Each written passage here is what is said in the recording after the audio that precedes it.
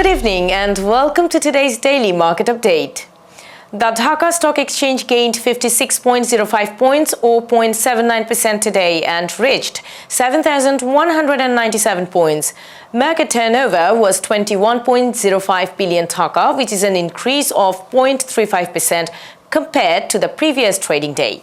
IPDC, IDLC and Lanka Bangla Finance from the NBFI sector, Beximco Pharma from the pharmaceutical sector and Lafarge Holcim Bangladesh from the cement sector are the major contributors to the gain today. In terms of sector-wise return, the tanneries sector posted the highest gain of 2.77%, while the NBFI sector registered the second highest gain of 2.6%.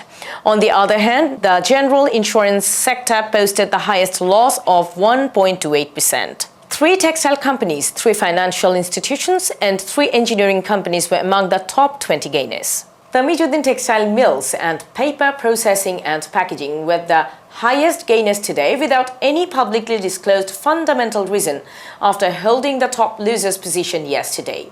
The securities regulator has recently asked the Dhaka Stock Exchange to investigate the unusual price hike of these shares over the last few months.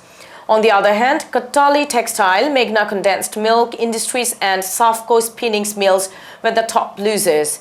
There is no publicly disclosed fundamental reason for the decline in the share price of Kattali Textile and Meghna Condensed Milk Industries. BSEC's recent decision to recast Safco Spinning Mills board and appointment of a special auditor to look into the company's affairs may have exerted selling pressure on its share price today. The trading volume of IPDC Finance and Pran increased significantly today without any publicly disclosed material information.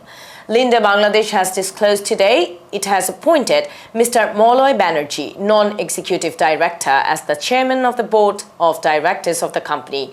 Trading volume for this company too increased significantly.